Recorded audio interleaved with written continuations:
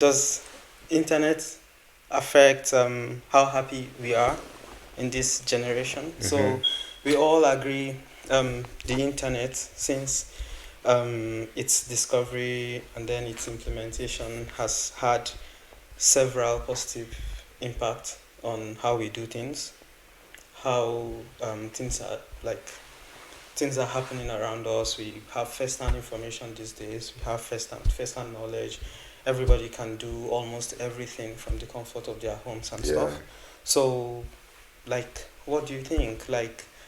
Between when it wasn't there and now that it is here, is there any way internet is affecting how happy people are? Is it making people more happy?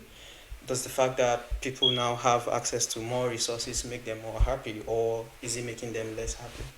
Mm, I think I think the internet is what you make it of as an individual, right? Mm. So anytime I think of the internet, I always associate it with like same argument as the gun, right? Is it the fault of the gun that the gun is causing harm, or is it the fault of the humans using the gun in the wrong or the right way? Mm. And that's a question that I don't think anybody can ever answer because it's always going to be based on different scenarios and different things. So for me personally, I think the internet um, has been a very positive thing in our civilization because it has opened different possibilities and it has shown us like a different way of how human beings can be civilized, right?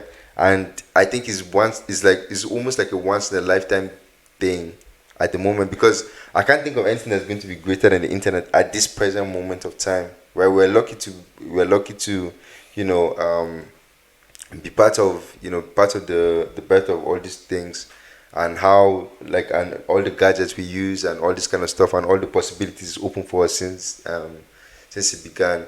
So in terms of our own happiness, I think just like anything else, I don't think we can measure our happiness on the internet or not because everything will always be determined based on our attitude and how we consume or use something, right? And that's a free will we do have.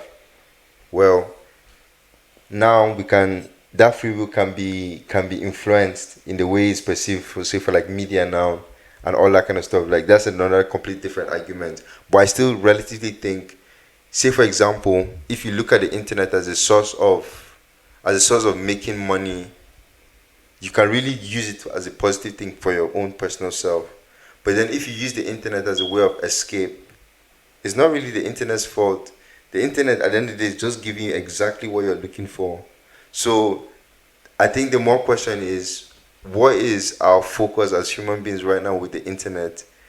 Are we using the internet in a positive way, or what's influencing us to use the internet in a negative way? Personally, that's how I see Yeah. it. So I like that you contrasted the internet with the use of gun, for instance, and so the internet started off as like a resource that would make it easier for scientists to send like scientific research findings between themselves in the United States, and then eventually developed into several other things like people have web pages and stuff like that.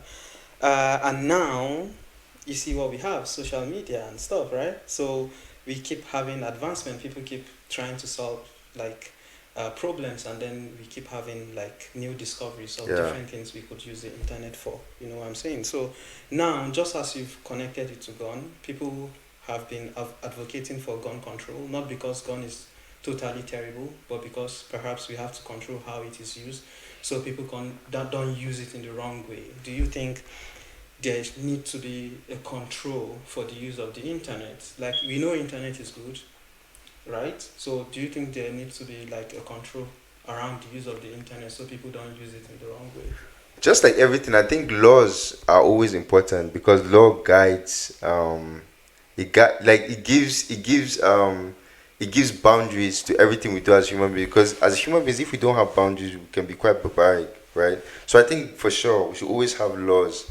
But again, we have this issue, for example, on social media with cancellation. If you say the wrong thing, you can get deleted, or like Andrew Tate, for example, Yeah, right? yeah. Like for me, I don't think we should have stuff like that because I feel like the internet should be the reflection of the world, and the world should be. I feel like even serial killers should have a voice. And now, no, no, no, no, no, no. That's a slippery slope. No, it's not. It's not a slippery slope. I believe. Should R. Kelly have a voice? Yes, he should have a voice. I think every living being should have a voice, because if you don't understand context to it, you can never learn. Right now, just because they have a voice doesn't mean they're right or they're wrong. But I still believe, like, once you suppress dialogue, you always create problems. And that's why I feel like people are more angry than now. And there's a lot of people that, like, they think in a different way, but they can't express themselves because they think it's unpopular. But how can you tell me that's not healthy?